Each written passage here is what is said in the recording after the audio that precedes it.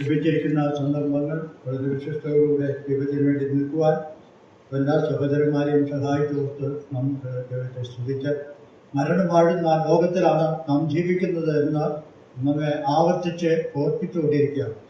അതിന് മധ്യത്തിൽ ചുരുക്കകാലമാണ് നമുക്ക് ഓരോരുത്തർക്കും ലഭിച്ചിരിക്കുന്നത്. അതിന് മധ്യത്തിൽ നാം വിശുദ്ധരായി ദൈവത്തിന് പ്രയോജനമുള്ള മക്കളായി ജീവിക്കണമെന്നും ദൈവത്തിൻ്റെ ആത്മാവ് നമ്മോട് വ്യക്തമായി വെളിപ്പെടുത്തുകയാണ്. കഴിഞ്ഞ ചില 5-6 മാസങ്ങൾക്ക് മുൻപ് ഞാൻ ദൈവവചനത്തിൽ നിന്നും ഫിലിപ്പി ലേഖനത്തിൽ നിന്നും ചില ചിന്തകൾ ഒരുമിച്ച് ചിന്തിക്കുവാൻ ഇടയായിത്തീർന്നുണ്ട്. അത് ഫിലിപ്പി ലേഖനത്തിൽ നിന്നും അപ്പോസ്തലനായിരിക്കുന്ന പൗലോസിന് ലഭിച്ച വലിയ ദർശനമാണ് നാം ചിന്തിച്ചത്. പിതാവായ ദൈവത്തെക്കുറിച്ചുള്ള ചിന്തയാണ് പൗലോസ് പറഞ്ഞത്. അവിടെ നാം വായിച്ചത്, ഈ യേശുക്രിസ്തു ദൈവം എന്ന് പറഞ്ഞുകൊണ്ട് ദൈവത്തിൻ്റെതായിരിക്കുന്ന വ്യക്തമായിരിക്കുന്ന വെളിപ്പാട് പറഞ്ഞു. അവൻ തൻ്റെ ജീവിതത്തിൽ നല്ല പ്രവൃത്തി ആരംഭിച്ചവനാണ്, അത് അവൻ അവസാനത്തോളം നിവർത്തിക്കുന്ന ദൈവമാണ് എന്ന് പറഞ്ഞുകൊണ്ട് തൻ്റെ ജീവിതത്തിൽ ലഭിച്ച അവൻ സമാധാനത്തിൻ്റെ ദൈവമാണ് എന്ന് പറഞ്ഞ് തൻ്റെ ജീവിതത്തിൻ്റെ അവസരങ്ങളൊക്കെയും അവൻ ബുദ്ധിമുട്ട് തീർത്തു തരുന്ന ദൈവമാണ് എന്ന് ചിന്തിച്ചുകൊണ്ടാണ് നാം അവസാനിപ്പിക്കേണ്ടത്. ഇന്ന് ഈ ഫിലിപ്പി ലേഖനത്തിൽ നിന്നും ചില ചിന്തകൾ ഒരുമിച്ച് ചിന്തിക്കുവാൻ ആഗ്രഹിക്കുകയാണ്. അങ്ങനെയുള്ള ദൈവത്തിന്റെ മുമ്പാകെ നാം എങ്ങനെ ആയിരിക്കണം എന്ന് നാം ചിന്തിക്കുവാനാണ് ആഗ്രഹിക്കുന്നത്. അതിന്റെ 1-ാം അധ്യായത്തിന്റെ 1-ാം വാക്യത്തിൽ നാം വായിക്കുന്നുണ്ട്, നാം ക്രിസ്തുയേശുവിൽ സകല വിശുദ്ധന്മാർക്കും എന്ന് നാം വായിക്കുന്നുണ്ട്. ദൈവത്തിന്റെ സന്നിധിയിൽ ഉന്നതനായിരിക്കുന്ന ദൈവത്തിന്റെ മുമ്പാകെ നാം വിശുദ്ധരായിരിക്കണമെന്നാണ് ദൈവം നമ്മെക്കുറിച്ച് ആഗ്രഹിക്കുന്നത്. അപ്പോസ്തലനായിരിക്കുന്ന പൗലോസ് തന്റെ ജീവിതത്തെക്കുറിച്ച് പറയുന്നുണ്ട്, ആ പാപികളിൽ ഞാൻ ഒന്നാമനെന്നാണെന്ന് വായിക്കുന്നുണ്ട്. നമ്മുടെ ജീവിതത്തിലൊക്കെയും നാം പാപത്തിൽ ജനിച്ച് പാപത്തിൽ ജീവിക്കുന്നവരായിരുന്നു, അതിക്രമങ്ങളിലും പാപങ്ങളിലും ജീവിച്ചവരാണ് എന്നാണ് എഫെസ്യ ലേഖനത്തിൽ നാം വായിക്കുന്നത്. എന്നാൽ നമ്മുടെ ജീവിതത്തിൽ നമ്മെ വിശുദ്ധന്മാരാക്കി വിളിച്ചിരിക്കുകയാണ്. നാം 1 കൊരിന്ത്യർ 1-ാം അധ്യായത്തിന്റെ 2-ാം വാക്യത്തിൽ വായിക്കുമ്പോൾ ക്രിസ്തുയേശുവിൽ വിശുദ്ധീകരിക്കപ്പെട്ടവർ എന്നാണ് നാം വായിക്കുന്നത്. നമ്മെ വിശുദ്ധിയിലേക്ക് വിളിച്ചവരാണ്. അപ്പോൾ തന്നെ വിശുദ്ധി പ്രാപിച്ചിട്ടില്ല, വിശുദ്ധിയിലേക്ക് വിളിച്ചവരാണ്. ആ വിശുദ്ധിയിലായിരിക്കുന്ന അനുഭവം നമ്മുടെ ജീവിതത്തിൽ എപ്പോഴും ഉണ്ടായിരിക്കേണ്ടത് ആവശ്യമാണ്. 1 കൊരിന്ത്യർ 1-ാം അധ്യായത്തിന്റെ 9-ാം വാക്യത്തിൽ നാം വായിക്കുന്നത്, അപ്പോസ്തലനായിരിക്കുന്ന പൗലോസ് വെളിപ്പെടുത്തുകയാണ്, നാം ക്രിസ്തുയേശുവിന്റെ കൂട്ടായ്മയിലേക്ക് വിളിക്കപ്പെട്ടവരാണ്. അതുകൊണ്ട് നമ്മുടെ ജീവിതത്തിന്റെ അനുഭവങ്ങളിൽ നാം വിശുദ്ധരായി ജീവിക്കാൻ വിളിക്കപ്പെട്ടവരാണ്. എങ്ങനെയാണ് ആ വിശുദ്ധി ലഭിച്ചതെന്ന് നാം ഓർക്കുമ്പോൾ, ആരാധനയോഗത്തിൽ നാം ഓർത്തതുപോലെ എബ്രായ ലേഖനത്തിൽ വായിക്കുന്നുണ്ട്, 10-ാം അധ്യായത്തിന്റെ 10-ാം വാക്യത്തിൽ വായിക്കുന്നു, താൻ ഒരിക്കലായി കഴിച്ച ശരീരയാഗത്താൽ നമ്മെ വിശുദ്ധീകരിച്ചിരിക്കുക. ആ വിശുദ്ധീകരണം എങ്ങനെയാണ് സംഭവിച്ചത്? യേശുക്രിസ്തു പാപത്തിന്റെ പരിഹാരത്തിനായി കാൽവരി ക്രൂശിൽ കഴിച്ച ശരീരയാഗം, അവന്റെ കാൽവരി ക്രൂശിലെ മരണം പാപത്തിന് പരിഹാരകനാണെന്ന് എന്ന് ഏതൊരു വ്യക്തി ഏറ്റുപറഞ്ഞ് ഉപേക്ഷിച്ച് യേശുവിൽ ശരണം പ്രാപിക്കുമ്പോൾ അവൻ ക്രൂശിച്ചൊരു രക്തത്താൽ നമുക്ക് ലഭിക്കുന്ന ശുദ്ധീകരണമാണ്, വിശുദ്ധീകരണമാണ് ദൈവത്തിന്റെ മക്കൾ എന്നുള്ള പദവിയിലേക്ക് വിശുദ്ധിയിൽ ജീവിക്കാൻ നമ്മെ സഹായിക്കുന്നത്. അതുപോലെ എബ്രായ ലേഖനം തന്നെ 13-ാം അധ്യായത്തിലേക്ക് കടന്നു വരുമ്പോൾ നാം വായിക്കുന്നുണ്ട്, അവൻ അങ്ങനെ തന്നെ യേശുവും സ്വന്തം രക്തത്താൽ ജനത്തെ വിശുദ്ധീകരിക്കേണ്ടതിന് നഗരവാതിലുകൾ പുറത്തു വെച്ച് കഷ്ടമനുഭവിച്ചു എന്ന് നാം വായിക്കുന്നുണ്ട്. ആ യേശുക്രിസ്തുവിന്റെ മരണമാണ് നമ്മെ വിശുദ്ധിയിലേക്ക് കൊണ്ടുവരുവാൻ മുഖാന്തരമായി തീർന്നത്. ദൈവത്തിന്റെ വലിയ വില കൊടുത്താണ് നമ്മെ വിശുദ്ധിയിലേക്ക് കൊണ്ടുവന്നത്. അതുകൊണ്ട് നമ്മുടെ ഉത്തരവാദിത്വം എന്താണെന്ന് ചോദിച്ചാൽ, നമ്മൾ ജീവിതത്തിൽ അനുദിന ജീവിതത്തിൽ നമ്മൾ വിശുദ്ധിയുടേതായിരിക്കുന്ന അനുഭവത്തിൽ ജീവിക്കുവാൻ കടപ്പെട്ടവരാണ്. ദൈവം നമുക്ക് നൽകിയിരിക്കുന്ന അവസരങ്ങൾ പാപത്തിനായി പോകുവാനല്ല, ദൈവത്തിന്റെ മുമ്പാകെ വിശുദ്ധിയുള്ള ജീവിതം നയിപ്പാൻ നമ്മെ വിളിച്ചിരിക്കുകയാണ്. 1 കൊരിന്ത്യർ 6-ാം അധ്യായത്തിന്റെ 15-ാം വാക്യത്തിൽ നാം വായിക്കുന്നുണ്ട്. 1 കൊരിന്ത്യർ 6-ാം അധ്യായത്തിന്റെ 15-ാം വാക്യം, നിങ്ങളും ചിലർ ഈ ലോകക്കാരായിരുന്നു, എങ്കിലും നിങ്ങൾ കർത്താവായ യേശു ക്രിസ്തുവിന്റെ നാമത്തിലും നമ്മുടെ ദൈവത്തിന്റെ ആത്മാവിനാലും നിങ്ങളെ തന്നെ കഴുകി ശുദ്ധീകരണവും നീതീകരണവും പ്രാപിച്ചിരിക്കുന്നു. നമ്മെ ഒരിക്കൽ യേശു ക്രിസ്തുവിന്റെ രക്തത്താൽ വിശുദ്ധീകരണത്തിലേക്ക് വിളിച്ചു. വിശുദ്ധീകരണം പ്രാപിക്കുവാൻ കൊണ്ടും ക്രിസ്തുവിന്റെ രക്തത്താൽ വിശുദ്ധിയിലേക്ക് അനുഭവത്തിലേക്ക് വിളിച്ചു. എന്നാൽ അനുദിന ജീവിതത്തിൽ യേശു ക്രിസ്തുവിന്റെ ദൈവത്തിന്റെ വചനത്താലും ദൈവത്തിന്റെ പരിശുദ്ധാത്മാവിനാൽ നമ്മെ തന്നെ കഴുകി വിശുദ്ധീകരണവും നീതീകരണവും അനുദിന ജീവിതത്തിൽ പാലിക്കുവാൻ കടപ്പെട്ടവരാണ്. അത് എത്രത്തോളം നാം ജീവിതത്തിൽ ചെയ്യുന്നുവോ, അനുദിന ജീവിതത്തിൽ ചെയ്യുന്നുവോ, രക്ഷിക്കപ്പെട്ട ദിവസം തുടങ്ങി നമ്മുടെ ജീവിതത്തിന്റെ മരണം വരെയും അനുദിന ജീവിതത്തിൽ ദൈവവചനത്തിന് മുമ്പായി ഇരുന്നുകൊണ്ട് ദൈവവചനം വായിക്കുകയും നമ്മെ തന്നെ പരിശോധിച്ചുകൊണ്ട് ദൈവത്തിനെ പ്രാർത്ഥിച്ചുകൊണ്ട് വിശുദ്ധിയുടെ അനുഭവത്തിലേക്ക് ജീവിക്കുവാൻ ദൈവത്തിന്റെ ഉത്തരവാദിത്വം നമ്മെ ഓർപ്പിച്ചിരിക്കുകയാണ്. അങ്ങനെ നാം ചെയ്യുമ്പോൾ തുടർന്ന് നാം വായിക്കുന്നുണ്ട്. യോഹന്നാന്റെ സുവിശേഷം 17-ാം അധ്യായത്തിന്റെ 17-ാം വാക്യത്തിൽ ആ യേശു ക്രിസ്തു നമുക്ക് വേണ്ടി പക്ഷപാതം ചെയ്യുകയാണ്. അങ്ങനെ പക്ഷപാതം ചെയ്യുന്നതിനാലും ദൈവത്തിന്റെ വചനം വായിക്കുന്നതിനാലും നമ്മുടെ അനുദിന ജീവിതത്തിൽ വിശുദ്ധിയുടെ അനുഭവത്തിൽ ജീവിക്കുവാൻ നാം സാധിക്കും. അതുകൊണ്ട് നമ്മുടെ ജീവിതത്തിന്റെ അനുഭവങ്ങളിൽ വിശുദ്ധിയുടെ മാനദണ്ഡം പരിപൂർണമായി കാക്കപ്പെടുവാനുള്ള ഉത്തരവാദിത്വം നമ്മിലുണ്ട്. അത് നമ്മൾ ചെയ്യുന്നവരായി തീരണമെന്ന് ദൈവം നമ്മെ കുറിച്ച് ആഗ്രഹിക്കുന്നുണ്ട്. അതുകൊണ്ടുള്ള നമ്മുടെ ഉത്തരവാദിത്വം എന്താണെന്ന് ചോദിച്ചാൽ ഫിലിപ്പിയ ലേഖനം 2-ാം അധ്യായത്തിൽ തന്നെ 14-ാം വാക്യത്തിൽ നാം വായിക്കുന്നുണ്ട്. നാം നിഷ്കളങ്ക മക്കളെ ജീവിക്കണമെന്നാണ് ദൈവം നമ്മെ കുറിച്ച് ആഗ്രഹിക്കുന്നത്. മാത്രമല്ല നീതിഫലം പുറപ്പെടുവിക്കുന്നവരായി തീരണം. നമ്മുടെ ജീവിതത്തിന്റെ അനുഭവങ്ങളിൽ നാം വിശുദ്ധരായി തീരുന്നത് മാത്രമല്ല, നീതിഫലം പുറപ്പെടുവിക്കുന്നവരായി തീരണം. മാത്രമല്ല ദൈവവചനം ഭയം കൂടാതെ പ്രസ്താവിക്കുന്നവരായി തീരണം. അവനുവേണ്ടി കഷ്ടമനുഭവിക്കുന്നവരായി തീരണം. എഫെസ്യ ലേഖനത്തിൽ നാം വായിക്കുന്നുണ്ട്, അവന്റെ സന്നിധിയിൽ നാം വിശുദ്ധരും നിഷ്കളങ്കരും ആകേണ്ടതിനാണ് നമ്മെ വിളിച്ച് വേർതിരിച്ചിരിക്കുന്നത്. ദൈവം അബ്രഹാമിനെ വിളിച്ചു. അബ്രഹാമിനെ വിളിച്ചപ്പോൾ അബ്രഹാമിനോട് ദൈവം പറഞ്ഞത്, നീ എന്റെ മുൻപാകെ നടന്ന് വിശുദ്ധനായി ജീവിക്കണം, നിഷ്കളങ്കനായി ജീവിക്കണം എന്നാണ് ദൈവം ആഗ്രഹിക്കുന്നത്. അവൻ ശിരസ അത് നിർവഹിച്ചു.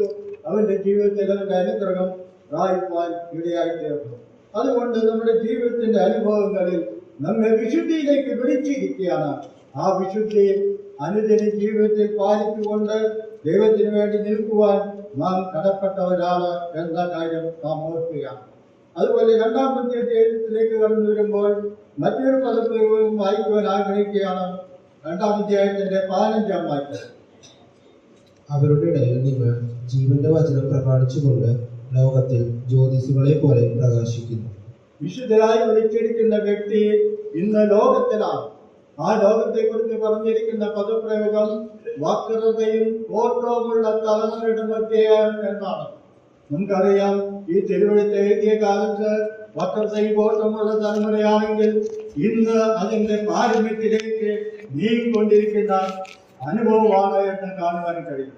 എന്നാൽ വിശുദ്ധരെ വിശുദ്ധിയിലേക്ക് വിളിച്ചിരിക്കുന്ന ദൈവത്തിന്റെ ജനം ഈ ഭൂമിയിലാണ് ജീവിക്കുന്നത്. ആ ഭൂമിയിൽ ജീവിക്കുമ്പോൾ നാം എത്രമാത്രം സൂക്ഷ്മതയോടുകൂടെ വിശുദ്ധിയിൽ ജീവിക്കുകയാണെന്നുള്ള കാര്യം ദൈവം നമ്മെ കുറിച്ച് ആഗ്രഹിക്കുകയാണ്. ഈ ഭൂമിയിൽ വിശുദ്ധരായി ജീവിക്കുവാൻ നമ്മെ വിളിച്ചിരിക്കുന്നതുകൊണ്ട് വിശ്വാസി ജ്യോതിഷകളായി ശോഭിക്കണം. ജ്യോതിഷ് എപ്പോഴാണ് കാണുന്നത്? ഇരുട്ട് ഉള്ള സമയത്താണ് ജ്യോതിഷൻ്റെതായിരിക്കുന്ന പ്രകാശം വെളിപ്പെടുത്തുന്നത്.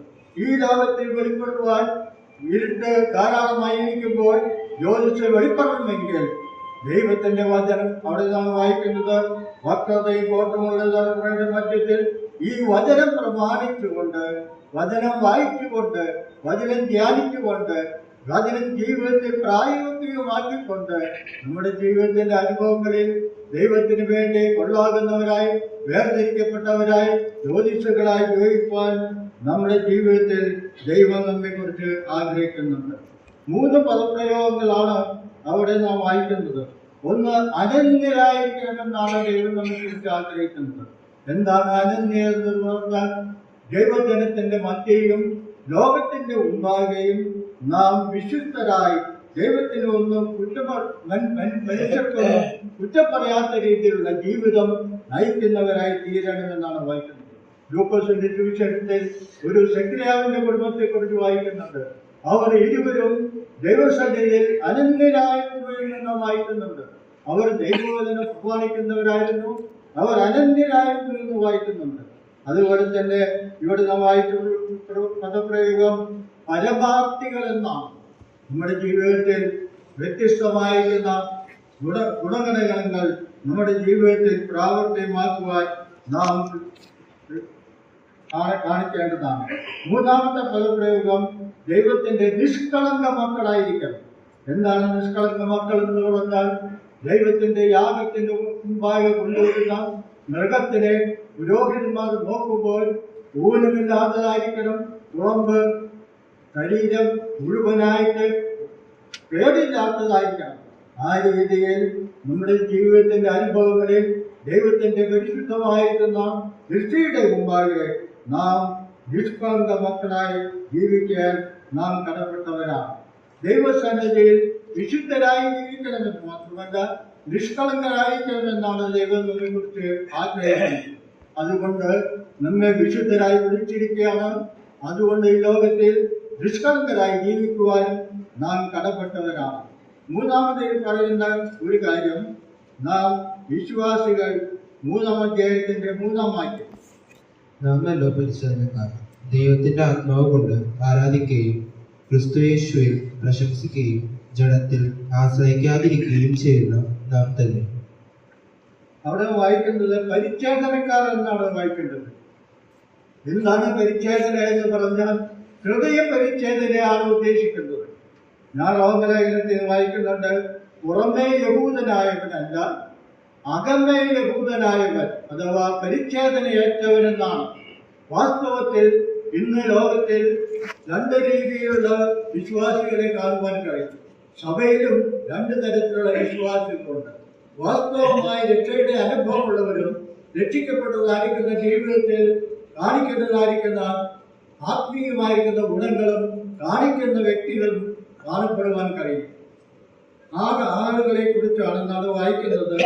പുറമേ യഹൂദനല്ല അകമേ യഹൂദനായവൻ, പരിച്ഛേദനയേറ്റവർ, ഹൃദയത്തിന്റെ പരിച്ഛേദനയേറ്റവരാണ്. അവരെ കുറിച്ച് നാം വായിക്കുന്നത് ആത്മാവ് കൊണ്ട് ആരാധിക്കുന്നവർ. യോഹന്നാന്റെ സുവിശേഷം 4-ാം അധ്യായത്തിൽ നാം വായിക്കുന്നുണ്ട്, ആത്മാവിനും സത്യത്തിനും ആരാധിക്കുന്നവർ. അതാണ് ദൈവം ആഗ്രഹിക്കുന്ന ആത്മാവ്. ആരാധിക്കുന്നത് എന്റെ അനുഭവത്തെ കുറിച്ച് വായിക്കുന്നുണ്ട്. ദൈവസന്നിധിയിൽ കടന്നു വരുമ്പോൾ ആരാധനയ്ക്ക് ഇന്ന് രാവിലെ നാം കടന്നു വന്നു, ആരാധിക്കുവാനെ കടന്നു വന്നു. ആത്മാവിനും സത്യത്തിനും ഹൃദയപരമാർത്ഥത്തോടുകൂടെ ദൈവസന്നിധിയിൽ ഇരുന്നുകൊണ്ട് ദൈവത്തെ ആരാധിക്കുവാൻ കഴിവില്ലാത്തവരാണെങ്കിൽ അവരുടെ ജീവിതത്തെ പരിശോധിച്ച് നോക്കേണ്ടത് ആവശ്യമാണ്. അവരാണ് ദൈവത്തിന്റെ സന്നിധിയിൽ വാസ്തവമായി ആരാധിക്കുവാൻ കഴിയുന്നത്. എങ്ങനെയാണ് ആരാധിക്കുവാൻ കഴിയുന്നത്? അവർ ആത്മാവിനും നിറഞ്ഞവരായി സങ്കീർത്തനങ്ങളാലും സ്തുതികളാലും ആത്മീയ ഗീതങ്ങളാലും ദൈവത്തിന് കീർത്തനം പാടുന്നവരായിരിക്കണം. സ്തോത്രം ചെയ്യുവാൻ ഹൃദയത്തിൽ പ്രേരണ ഉണ്ടായിരിക്കണം. ദൈവസന്നിധിയിൽ ചിന്ത പറയുവാൻ ഒരുക്കമുള്ളവരായി കടന്നു വരണം. ദൈവസന്നിധിയിൽ തങ്ങളെ തന്നെ ശോധന ചെയ്തുകൊണ്ട് പാപങ്ങളെ ഏറ്റുപറഞ്ഞുകൊണ്ട് ഒരുക്കത്തോടുകൂടെ കടന്നു വരാത്തവർ ദൈവത്തെ ആത്മാവിനും ശബ്ദത്തിനും ആരാധിക്കുവാൻ കഴിവില്ലാത്തവരായി തീരും. അതാണ് ദൈവം ആഗ്രഹിക്കുന്നത്. അതുകൊണ്ട് നമ്മൾ വായിച്ചത് ഹൃദയ പരിച്ഛേദനയേറ്റവരായിരിക്കണം. ആ ഹൃദയ പരിച്ഛേദനയേറ്റവരുടെ ജീവിതത്തിൽ കാണപ്പെടുന്ന അനുഭവത്തെ കുറിച്ചാണ് വായിക്കുന്നത്. ആത്മാവ് നിറഞ്ഞവരായി സങ്കീർത്തനങ്ങളാലും സ്തുതികളാലും ആത്മീയ ഗീതങ്ങളാലും തമ്മിൽ സംസാരിക്കുന്ന അനുഭവം നമ്മുടെ ജീവിതത്തിൽ ഉണ്ടാകണം. അതാണ് ദൈവം നമ്മെക്കുറിച്ച് ആഗ്രഹിക്കുന്നത്. അതുകൊണ്ട് പ്രിയ ദൈവമേ, നമ്മുടെ ജീവിതത്തിൽ വാസ്തവമായിരിക്കുന്ന അനുഭവം നമ്മുടെ ജീവിതത്തിൽ വെളിപ്പെടുത്തുവാൻ ദൈവത്തിന്റെ ആത്മാവ് സഹായിക്കുമാറാകട്ടെ. 3-ാം അധ്യായത്തിൽ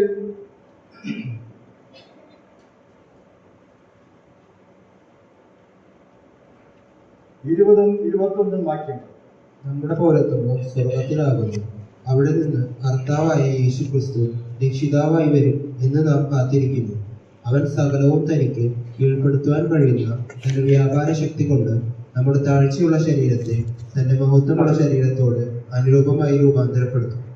നാലാമത് നാം വായിക്കുന്നത് വിശ്വാസികൾ സ്വർഗീയ പൗരന്മാരാണ്. ഒന്നാമത് ചിന്തിച്ചത് വിശുദ്ധന്മാരാണ്. രണ്ടാമത് നമ്മൾ ചിന്തിച്ചത് ഈ ഭൂമിയിൽ ജ്യോതിഷകളായി ജീവിക്കേണ്ടവരാണ്. മൂന്നാമത് നാം ചിന്തിച്ചത് പരിച്ഛേദനക്കാരാണ്, ആത്മാവ് കൊണ്ട് ആരാധിക്കുന്നവരാണ്. നാലാമത് ചിന്തിച്ചത് സ്വർഗത്തിൽ പൗരത്വമുള്ളവരാണ്, കർത്താവിന്റെ വരവിനെ നോക്കി പ്രാർത്ഥിക്കുന്നവരായി തീരണമെന്നാണ് ദൈവം ആഗ്രഹിക്കുന്നത്. നമ്മുടെ ജീവിതത്തിന്റെ അനുഭവങ്ങളിൽ ദൈവം ആഗ്രഹിക്കുന്ന 4 അവസ്ഥകളെ കുറിച്ചാണ്.